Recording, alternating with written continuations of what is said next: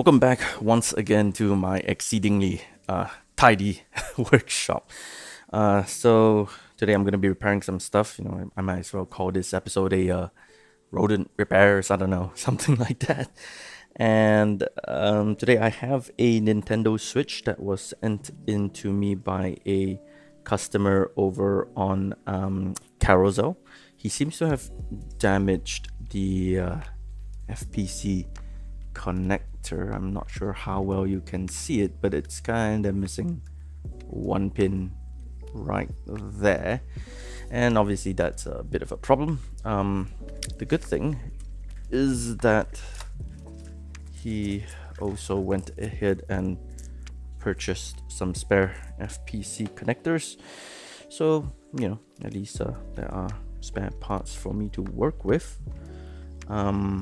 Yeah, on the initial inspection, it doesn't look like I should work on this component up top because, as you can tell, there is quite a lot of plastic around the FPC, which is broken. So you've got this guy, you've got this, is that plastic?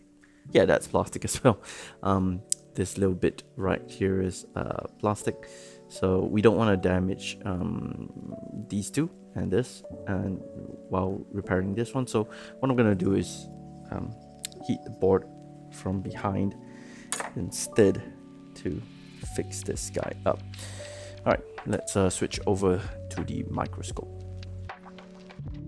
I'm putting some flux here just to help it desolder easier, and I'm gonna grab my heat gun and set it to about 400, maybe 450 Celsius. 450 should be fine.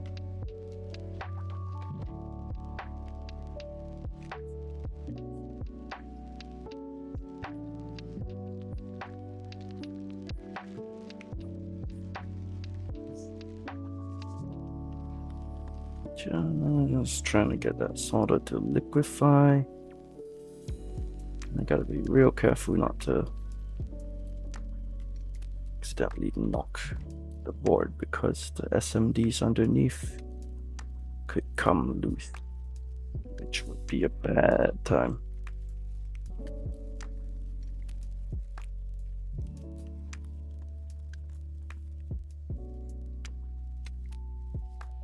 It's coming loose. Wee bit more, there we go. I've still got a bit of flux on the board, so that's good, but no harm. I'm gonna add a little bit more, and I'm gonna put some standard solder, leaded solder, on the tip of my iron and just mix that around.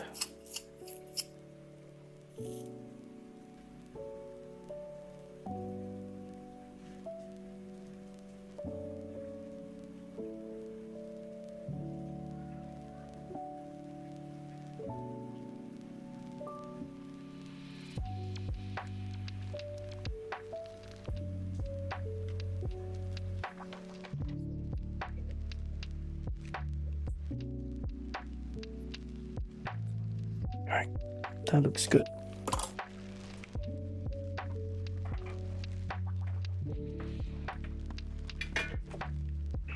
Again, some fresh thermal paste. Oh, not thermal paste. Flux, that's what I meant to say.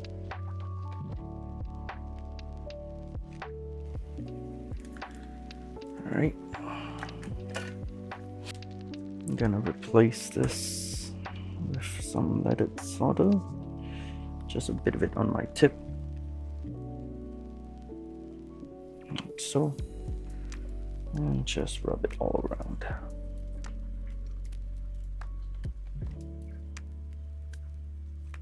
Like that.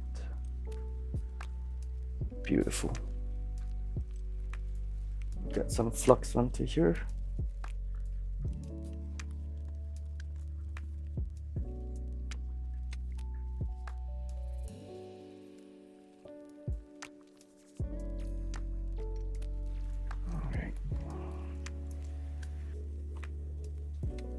Cool. I believe something like that. Oh, I think I pushed it a bit too low. I mean, I don't have to get it perfect, but you know, feels good. Because what's gonna happen is that when it heats up, it should snap into place anyway. All right, once that's done, I'm gonna heat it back up again from the underneath.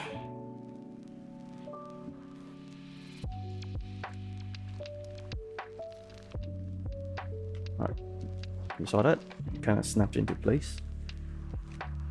And I'm gonna remove the heat from the board and let it cool down.